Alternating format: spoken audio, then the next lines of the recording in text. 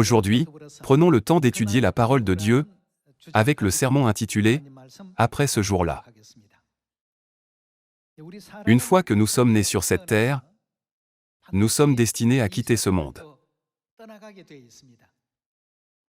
Alors, quel genre de situation se déroulera après notre départ de ce monde? Dieu dit que chaque action que nous faisons pendant que nous sommes vivants et actifs détermine notre vie après ce jour-là. N'est-ce pas un enseignement extrêmement important de la Bible?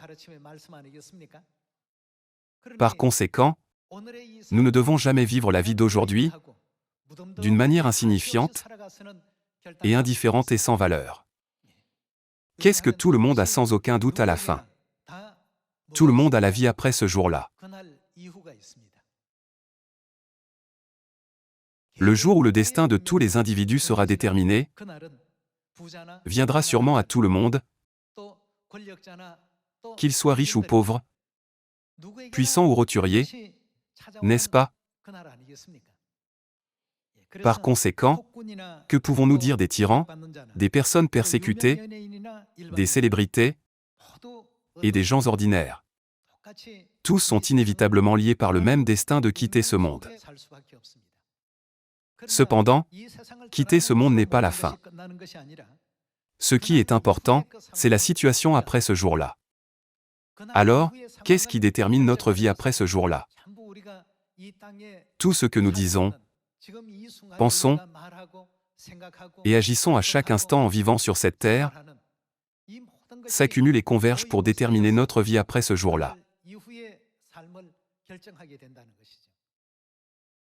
Compte tenu de cet enseignement de la Bible, nous ne devons jamais gaspiller notre vie, que nous vivons aujourd'hui pour quelque chose de vain. Regardons Hébreux chapitre 9, verset 27.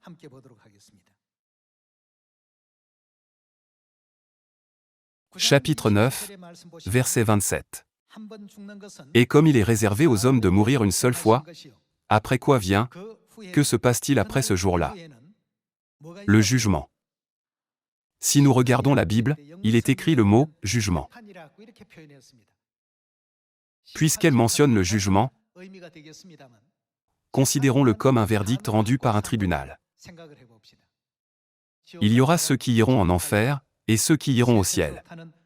Il y aura ceux qui souffriront éternellement dans les temps de feu brûlant, et ceux qui jouiront de la vie éternelle, et du bonheur au siècle des siècles. Le destin final sera déterminé après ce jour-là. Tout ce que nous disons, pensons et faisons à chaque instant s'accumule. Dans Apocalypse, que fera Dieu selon ce que nous avons fait? Dieu ne dit-il pas qu'il rendra à chacun selon ses œuvres? Concernant ce qui se passera après ce jour-là, examinons d'abord les enseignements que Jésus nous a donnés il y a 2000 ans, lorsqu'il est venu sur cette terre, et demandons-nous, à partir d'aujourd'hui, à quel genre de vie devons-nous nous préparer? Nous devons tous être capables de nous préparer à ce qui se passera après ce jour-là. Regardons Matthieu chapitre 7.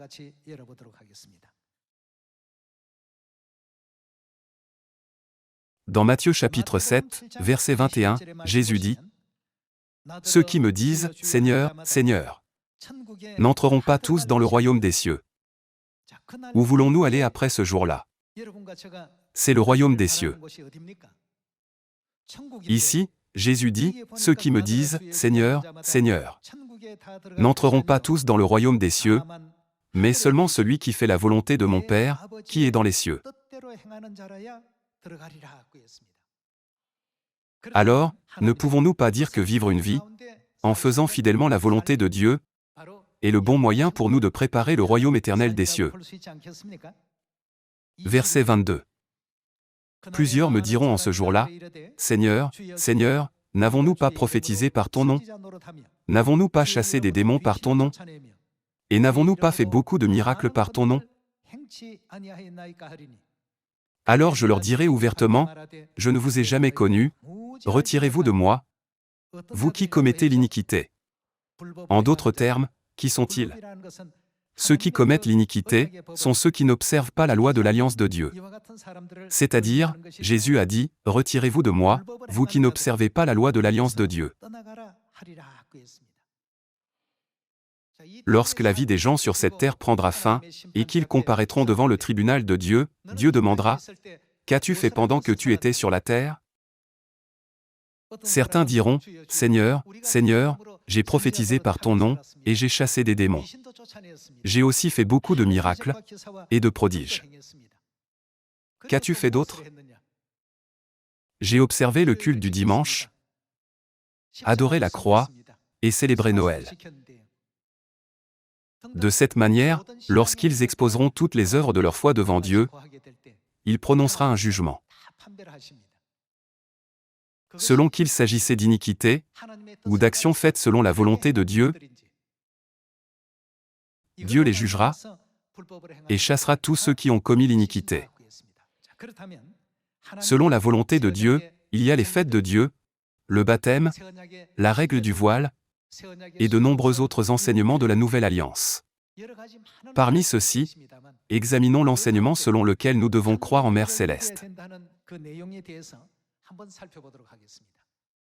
Aujourd'hui, il y a autant d'églises autour de nous, comme le sable sur le bord de la mer.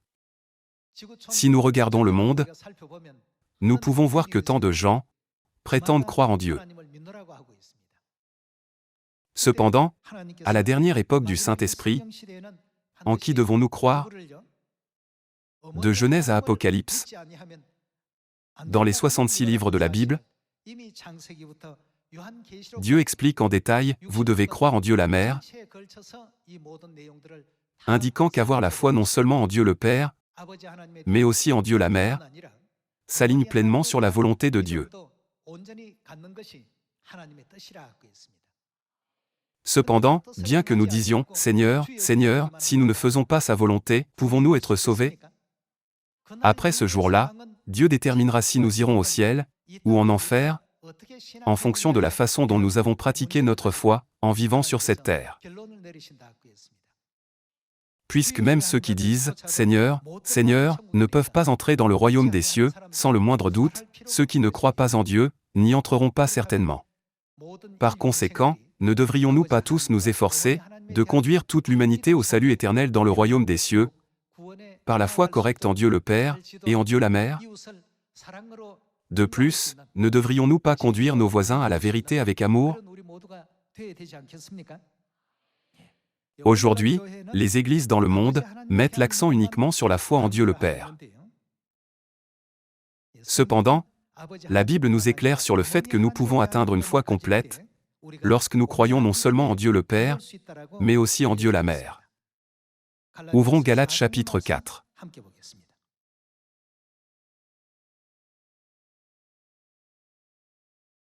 Dans Galates chapitre 4, verset 26, il est écrit « Mais la Jérusalem d'en haut est libre, et c'est, qui est-elle? Notre mère. » N'est-il pas clairement écrit « Notre mère » Verset 27. Car il est écrit « Réjouis-toi, stérile, toi qui n'enfantes point. Éclaté, et pousse des cris, toi qui n'as pas éprouvé les douleurs de l'enfantement. Car les enfants de la délaissée seront plus nombreux que les enfants de celle qui était mariée. Pour vous, frères, comme Isaac, vous êtes enfants de la promesse, et de même qu'alors celui qui était né selon la chair persécutait celui qui était né selon l'esprit, ainsi en est-il encore maintenant. Mais que dit l'Écriture? Chasse l'esclave et son fils, car le fils de l'esclave n'héritera pas avec le fils de la femme libre. C'est pourquoi, frères, nous ne sommes pas enfants de l'esclave, mais, qui? De qui sommes-nous enfants? De la femme libre. Qui désigne la femme libre? Mentionnée dans Galates chapitre 4. La Bible nous rappelle clairement que Jérusalem est notre mère. Le peuple de Dieu, qui a reçu la promesse de Dieu, est appelé les enfants de la femme libre. À travers les 66 livres de la Bible, Dieu nous rappelle clairement que nous avons Dieu la Mère. Ce n'est pas le seul témoignage écrit dans la Bible. Ouvrons Genèse chapitre 1. Lorsque nous comprenons pleinement la question « Quelle est la vraie volonté de Dieu ici ?», nous pouvons alors participer à la promesse de Dieu, du royaume des cieux après ce jour-là.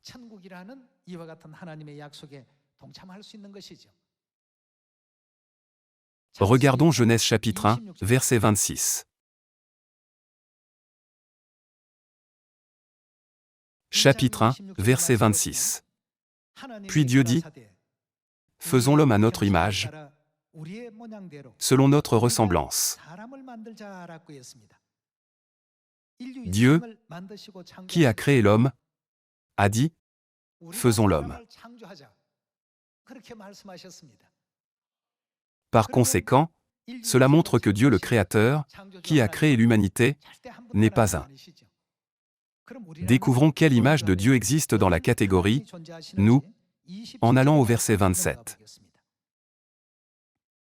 Dieu créa l'homme à son image, il le créa à l'image de Dieu, il créa l'homme et la femme. Puisque Dieu a créé l'humanité à son image, en d'autres termes, cela veut dire qu'il a copié son image, n'est-ce pas? Après avoir fait une copie directe de l'image de Dieu, qui a été créée? L'homme et la femme ont été créés. Comment Dieu s'est-il exprimé? Faisons l'homme à notre image, selon notre ressemblance. Il n'a pas dit qu'il ferait l'humanité par lui-même. Si c'était un seul Dieu, qui a créé toute l'humanité, comment cela aurait-il dû être exprimé? Je ferai l'homme par moi-même. Au moins une expression comme celle-ci aurait dû être utilisée. Cependant, dans le verset 26, Dieu a dit, « Faisons l'homme à notre ressemblance. » Ce faisant, l'image masculine et l'image féminine ont été créées. Comment appelons-nous cette image masculine de Dieu? Nous l'appelons Dieu le Père. Alors, naturellement, comment devrions-nous appeler Dieu, qui a l'image féminine? Bien sûr, nous devons l'appeler Dieu la Mère. Les écrits de la Genèse expliquent cette question très clairement, mais aujourd'hui, toutes les églises du monde disent « Il n'y a que Dieu le Père, pas Dieu la Mère ». Alors, Genèse chapitre 1 dans leur Bible diffère-t-elle de la nôtre? C'est la même chose. Quelle que soit la Bible que vous regardez dans le monde, elle est écrite de la même manière. Néanmoins, ils n'adorent qu'un seul Dieu en disant « Dieu est un ». Le verset qu'ils utilisent le plus fréquemment pour insister est « Il n'y a qu'un seul Dieu » tiré d'Éphésiens chapitre 4. Regardons Éphésiens chapitre 4, verset 5. Il y a un seul Seigneur, une seule foi, un seul baptême, et combien de dieux y a-t-il? Un seul Dieu. Si nous lisons seulement cela, il semble qu'il n'y ait qu'un seul Dieu. Cependant, qu'est-ce qui continue après? Et Père de tous. Combien de dieux avons-nous comme Père? Un seul. Il n'y a qu'un seul Dieu comme notre Père, mais qui d'autre y a-t-il à part Dieu le Père?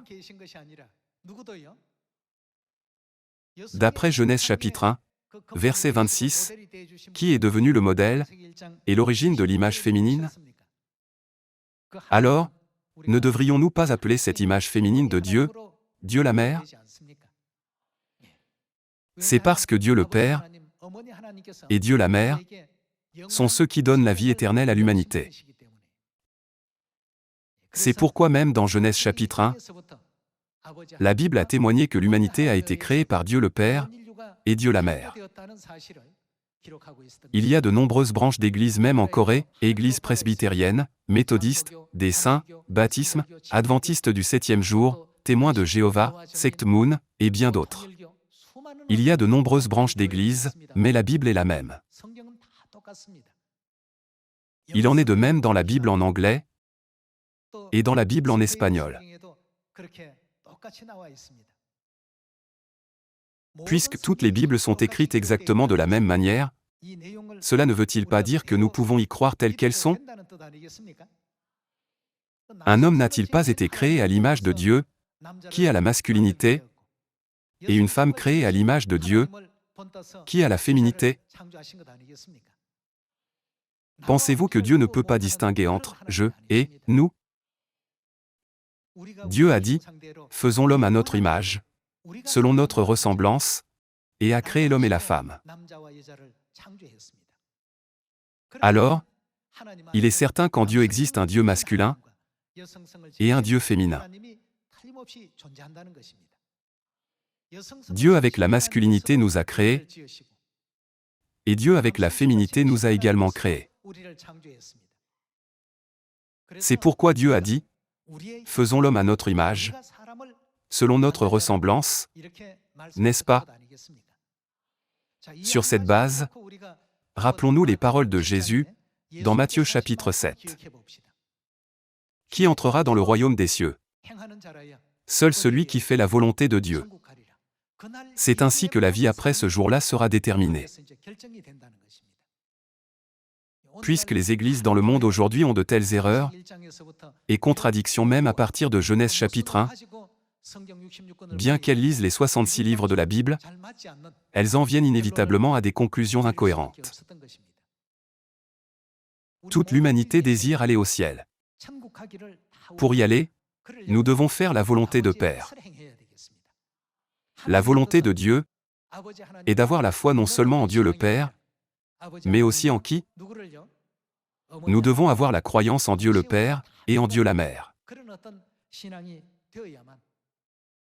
Dieu ne nous fait-il pas savoir que ce n'est qu'alors que nous pouvons faire partie de la famille céleste? Ouvrons Hébreux chapitre 12, verset 9. Selon le verset 9, il y a un Père qui a donné naissance à notre corps physique, et il y a aussi un Père qui a donné naissance à nos âmes. D'ailleurs, puisque nos pères selon la chair nous ont châtiés, et que nous les avons respectés, ne devons-nous pas à bien plus forte raison nous soumettre au Père des esprits, pour avoir la vie? Comme il y a un Père parmi les membres du système familial sur cette terre, qui existe également dans le monde spirituel, il est écrit que notre Père existe aussi. Comme il y a un Père physique, il y a aussi un Père spirituel. Il y a aussi des enfants sur cette terre, n'est-ce pas? Par conséquent, il devrait également y avoir des enfants spirituels dans le monde spirituel, n'est-ce pas? Voyons 2 Corinthiens chapitre 6, verset 17. Chapitre 6, verset 17. C'est pourquoi, sortez du milieu d'eux, et séparez-vous, dit le Seigneur, ne touchez pas à ce qui est impur, et je vous accueillerai. Je serai pour vous qui sera Dieu pour nous? Un Père, et vous serez pour moi. Qui serons-nous? Des fils et des filles. De qui sont les paroles? Dit le Seigneur Tout-Puissant. Dieu dit, « Je suis votre Père, et vous êtes mes enfants. » Père, fils, fille et enfant sont des titres utilisés exclusivement dans le cadre familial. Cependant, il manque ici le mot « mère ». C'est pourquoi il est écrit dans Galates chapitre 4, verset 26, « Mais la Jérusalem d'en haut est libre, et qui est-elle? C'est notre mère. » De plus, dans Genèse chapitre 1, versets 26 à 27, Dieu dit « Faisons l'homme à notre image, selon notre ressemblance, et il créa l'homme et la femme. » Cela montre que Dieu la mère existe sûrement. Puis, les relations familiales entre père, mère, et les fils, et les filles spirituelles, sont pleinement établies. C'est pourquoi, il y a 2000 ans, lorsque Dieu est venu sur cette terre, il nous a enseigné que nous sommes les enfants de Dieu et que nous sommes liés par le sang de Dieu. Les 66 livres de la Bible sont la volonté de Dieu. Si nous ne reconnaissons pas correctement et ne maintenons pas la foi appropriée dans ces contenus écrits comme la volonté de Dieu, la situation à laquelle nous serons confrontés après ce jour-là ne peut être vraiment désastreuse. Les gens diront, « Seigneur, Seigneur, n'avons-nous pas prophétisé, chassé des démons, et fait beaucoup de miracles par ton nom? Alors, pourquoi ne nous permets-tu pas d'entrer dans le royaume des cieux ?» Il dit, « Je ne vous ai jamais connu. Retirez-vous de moi, vous qui commettez l'iniquité. » Ainsi, Dieu a dit que tous ceux qui disent, « Seigneur, Seigneur », n'entreront pas tous dans le royaume des cieux, mais seulement qui? Celui qui fait la volonté de mon Père. Alors, est-ce la volonté de Dieu de croire en Dieu la Mère, ou non? Le mot « Elohim » n'est-il pas utilisé 2500 fois dans l'Ancien Testament? Pour être précis, le terme « Elohim » peut être traduit par Dieu. Dans l'hébreu original, il existe clairement un nom au singulier, Eloah. Alors, pourquoi Dieu est-il appelé Elohim? En coréen, n'y a-t-il pas une lettre que nous ajoutons à la fin d'un nom pour le transformer en une forme plurielle? Il en est de même en hébreu. Au mot Eloah, un suffixe im est ajouté. En anglais, c'est comme ajouter s à la fin d'un nom. À partir de là, nous pouvons confirmer que Dieu n'est certainement pas une seule entité, mais Dieu le Père et Dieu la Mère ont été ensemble à chaque étape de l'œuvre de création à la conduite du salut de l'humanité. Pourtant, même aujourd'hui, de nombreuses églises dans le monde disent constamment « l'Église qui croit en Dieu la Mère, n'est-elle pas étrange ?» Néanmoins, nous devons être capables d'examiner comment la Bible témoigne de cette question et de nous préparer à notre salut après ce jour-là. Frères et sœurs, à quel point notre vie humaine est-elle courte? Les gens dans la vingtaine ou la trentaine peuvent penser que les jours qui les attendent jusqu'à 70 ou 80 ans sont nombreux, mais ils passent en un clin d'œil. Il est étonnant de voir comment le temps passe si vite. 2 ou 3 mois passent en un clin d'œil, sans même qu'on s'en rende compte. Par conséquent, lorsque nous considérons toutes ces questions, notre vie n'est certainement pas longue. Elle est courte. À ce sujet, l'anecdote de Thomas More laisse un impact profond dans mon cœur. Il a été envoyé en prison pour ne pas avoir obéi à l'ordre du roi, car c'est contraire à ses propres croyances religieuses. Sa femme et son fils sont venus lui rendre visite. La femme a dit, « Chérie, ne peux-tu pas simplement faire un compromis sur ta foi et dire que tu suivras la volonté du roi ?» Mo a dit, « Combien d'années pensez-vous qu'il me reste à vivre? Je pense que tu peux vivre 20 ans de plus. Alors, devrais-je abandonner la vie éternelle pour ces courtes 20 années ?» a-t-il demandé. Par conséquent, il n'a pas cédé au roi. Il était déterminé à ne pas pouvoir abandonner sa foi en suivant le chemin juste enseigné par Dieu pour prolonger sa vie de seulement 20 ans. En conséquence, il a finalement été mis à mort en prison. Nos vies humaines sont aussi courtes. Même les dirigeants jadis célèbres et les conquérants renommés ne sont plus parmi les vivants. Napoléon et Gengis Khan, qui semblaient pouvoir commander au monde entier, sont également décédés.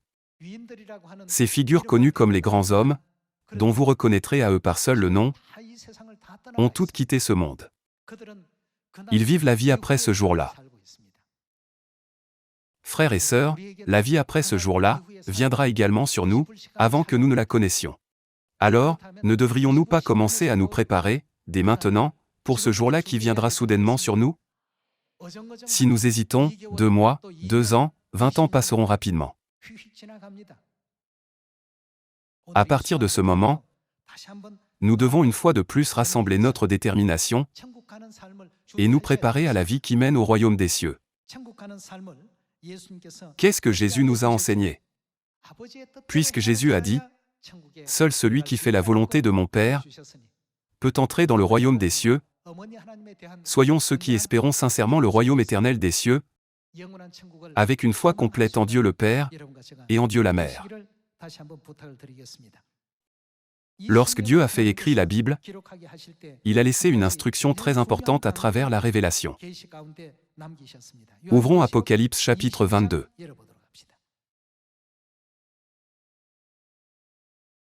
Voyons chapitre 22, verset 18. Je le déclare à quiconque entend les paroles de la prophétie de ce livre. Ce livre désigne la Bible. Je le déclare à quiconque entend les paroles de la prophétie de la Bible. Si quelqu'un y ajoute quelque chose, Dieu le frappera des fléaux décrits dans ce livre. Et si quelqu'un retranche quelque chose des paroles du livre de cette prophétie, Dieu retranchera sa part de l'arbre de la vie et de la ville sainte, décrit dans ce livre. Les paroles de la Bible ne doivent jamais être altérées ou changées par des hommes. Il y a une raison pour laquelle elles ne peuvent pas être changées. La Bible ne désigne-t-elle pas Dieu comme le roi des rois et le Seigneur des seigneurs? Les 66 livres de la Bible sont les paroles de Dieu. Si nous pensons aux paroles de Dieu comme les paroles du roi, en termes simples, elles sont un ordre du roi. Même un fonctionnaire de haut rang, pas seulement le grand public, peut-il modifier arbitrairement l'ordre? Absolument pas. C'est pourquoi la Bible nous éclaire sur le fait que seul celui qui fait la volonté de Père peut être assuré de la vie dans le royaume des cieux après ce jour-là. Dans le passé, vous et moi avions tous appris et en sommes venus à comprendre qu'il n'y a qu'un seul Dieu. Cependant, en acceptant cette vérité, nous avons réalisé que ce n'est que lorsqu'il y a Dieu le Père et Dieu la Mère que nous devenons frères et sœurs. De plus, n'est-il pas écrit que la relation entre frères et sœurs est établie par la vérité de la Pâque de la Nouvelle Alliance? Regardons Matthieu chapitre 26, verset 17. Chapitre 26, verset 17. Le premier jour des pains sans levain, les disciples s'adressèrent à Jésus pour lui dire « Où veux-tu que nous te préparions le repas de la Pâque ?» Il répondit « Allez à la ville chez un tel, et vous lui direz « Le maître dit, mon temps est proche, je ferai chez toi, qu'est-ce qu'il va célébrer ?» La Pâque avec mes disciples. Les disciples firent ce que Jésus leur avait ordonné, et ils préparèrent la Pâque. De qui la volonté est la Pâque? C'est aussi la volonté de Dieu. Cela fait longtemps que les gens ne célèbrent pas la Pâque. Puisque la Pâque a été abolie lors du concile de Nicée en 325, aucune église ne l'a célébrée jusqu'à présent, sauf notre Église de Dieu. La Pâque est ce que Jésus a ordonné à ses disciples d'observer. Passons au verset 26. Voyons la scène de la célébration de la Pâque. Pendant qu'ils mangeaient, Jésus prit du pain, et, après avoir rendu grâce, il le rompit, et le donna aux disciples, en disant, « Prenez, mangez, ceci est mon corps. » Jésus a dit que le pain de la Pâque est son corps saint. Voyons le verset 27. Il prit ensuite une coupe, et, après avoir rendu grâce, il la leur donna, en disant, « Buvez-en tous, car ceci, le vin de la Pâque, est mon sang, le sang de l'Alliance, qui est répandu pour beaucoup, pour le pardon des péchés. » Lorsque nous célébrons la Pâque, nous héritons de la chair et du sang de Dieu.